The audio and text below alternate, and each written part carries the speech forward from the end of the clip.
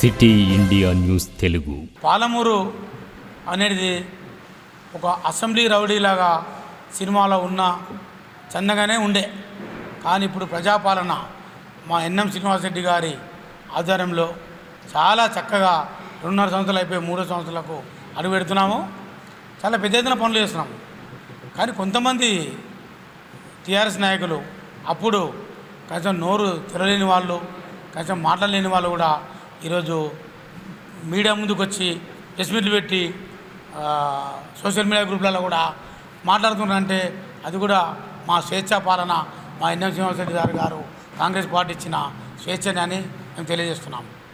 ఎందుకొరకంటే ఈరోజు పాలమూరులో వాళ్ళు ఎన్నో మాట్లాడారు. మొన్న కేసీ నరసింహులు గారు కానీ ఎవరు ఆంజనేయులు కానీ ఎన్నో మాట్లాడారు. డంపులు తీసుకున్నారని మా ఎవరు డిప్యూటీ మేయర్ గారి పైన ఆరోపణలు, ఇంకా పర్సనల్ ఏదో మాట్లాడారు. అంతలోతు నేను వెళ్ళదలుచుకోలే. కానీ మీరు చేసింది ఏంది? మీ మంత్రి, మాజీ మంత్రి 2003-04 మా ఎర్రశేఖర్ అన్న కార్ల హైదరాబాద్కి రానికి కూడా వెహికల్ లేకుంటుండే 3-3 మేము చూసినాం. మరి ఇన్ని వేల కోట్లు ఎక్కడ వచ్చినాయి? మాజీ మంత్రులు మామూలు కూడా మా పి చంద్రశేఖర్ చేసిండు, 3 సార్లు మంత్రి చేసిండు, మా పులివీరన్ చేసిండు. తెలంగాణలో మా పాలమూరు ఉమ్మడి జిల్లాలో చాలామంది బీసీ ఎమ్మెల్యేలు అయినారు. వాళ్ళందరికీ వెళ్ళిన డబ్బు నీకెళ్ళి వచ్చింది. ఎన్ని డబ్బులు దోచిండు?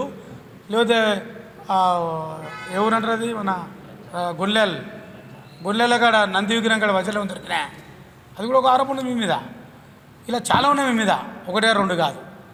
మీ ఫామ్ హౌస్ కొరకు 3 ఎకరాల భూమి రాధేశ్యామ్ వాళ్ళకి తీసుకొని 30 లక్షల రూపాయలు ఇచ్చి 60 లక్షల కిందకి 2 డబ్ల్యూ రూములు ఇస్తే ఆ డబ్ల్యూ నీళ్ళు కూడా వాళ్ళకి రాలేదు.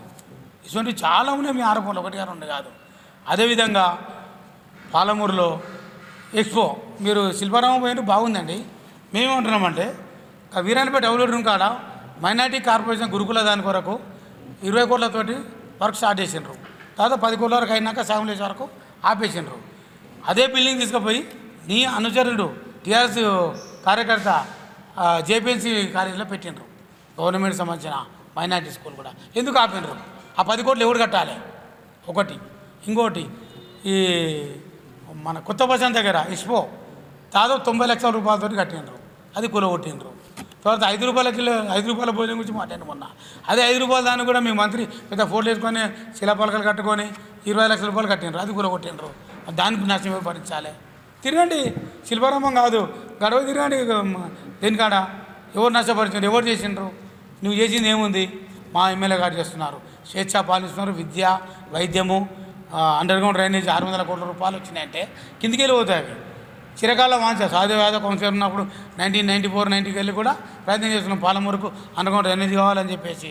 ఆ చిరకాల వాంచ మా ఎమ్మెల్యే గారు హైదరాబాద్ తిరుగుకుంటూ తీసుకొచ్చిండు. వర్క్ స్టార్ట్ అయింది, నడుస్తుంది కూడా వర్క్లు. మేము బయట చూపుట పనులు చేసుకున్నాం కదా. మంచి పాలమూరుకు ఈ విద్య అనేది సార్ చేసేది. మన రిపోర్టర్లు కూడా 1 లక్ష రూపాయలు ఇచ్చి వాళ్ళకి జర్నలిస్ట్ సంక్షేమం కొరకు మాట్లాడేది. కానీ ఇవన్నీ కూడా ఇప్పుడు కనిపించే కొన్ని రోజులు టైం పడుతుంది. అది కొన్ని రోజులు టైం పడుతుంది. అంటే మన పాలమూరు పిల్లలు చదువుకుంటే మనకు మెరిట్ వస్తుంది, మన విద్యలో పైకి పోతాం అనే ఆలోచనతో ఈ అసెంబ్లీ రౌడీ పాలమూరులో ఎటువంటి పనులు రానియము, దానికి అడ్డుకట్ట ఉంటాము. మేము ఓల్డ్ యుద్ధం మొత్తం కూడా కడుగట్టిన ఉగ్రవాదులాగా పాల్గొంటామని చెప్పి తెలియజేస్తున్నాం. నీవు 2018లో ఒక మేనిఫెస్టో ఇచ్చినావు. నువ్వు ఇచ్చిన మేనిఫెస్టోలో చూపించిన లెక్కల పనులు కూడా చిల్లపాలకాలు వేసినావు, కానీ ఈడ కూడా ₹1 పని చేసలేవు. 2018 మ్యాటర్ నేను చెప్తున్నా. 2018 నుంచి 2023 వరకు ఇక ఆయన ఏమంటారు కెమెరాలు పట్టుకొని తిరిగింది కదా మొత్తం. ఇక ఇది నేను ఇట్లా చేసినా, ఇది నేను ఇట్లా చేసినా, ఇది నేను చేసి నీవు చేయలేరా బాబు? నీకు తెలంగాణ ప్రజలు పెట్టినటువంటి భిక్షతోనా, నీకు పాలమూరు ప్రజలు పెట్టినటువంటి భిక్షతోనా నువ్వు ఆ పదవిని అనుభవించిన క్రమంలో మా పాలమూరులో ఆర్థిక దోపిడీ చేసి నువ్వు ఒక దొంగలాగా ప్రవర్తించి పనులు చేస్తున్నట్లు లెక్కలు చూపించి ఆ పనులలో కమిషన్ని 100% కూడా తిన్నటువంటి లెక్కలు ఉన్నాయి కొన్ని. ఇవన్నీ తీసే నువ్వు జీవితాంతం ఏమంటారు కోర్టుకు రోజు తిరిగేటువంటి పరిస్థితులు ఉంటాయి, అన్ని కేసులు అయితే నీ మీద. కానీ మా ముఖ్యమంత్రి గారు, మా జిల్లా మంత్రి గారు, మా ఎమ్మెల్యేలు ఎవరు కూడా కక్షపూరితంగా పోవద్దు. ఏదైతే చట్ట ప్రకారంగా ఏం జరగాలనో ఆ విధంగా జరగాలి.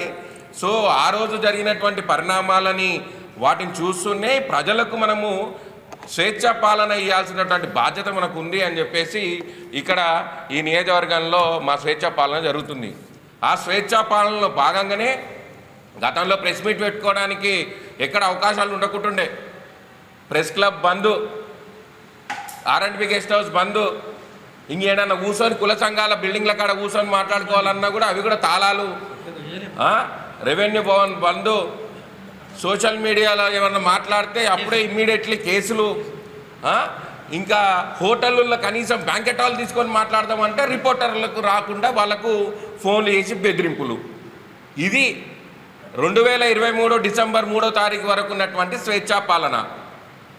నేడు ఈ స్వేచ్ఛ పాలనలో అందరికీ స్వేచ్ఛగా మాట్లాడుకునే హక్కు ఇచ్చారు కాబట్టి మాజీ మున్సిపల్ చైర్మన్ గారు బయటకు వచ్చి మాట్లాడిను.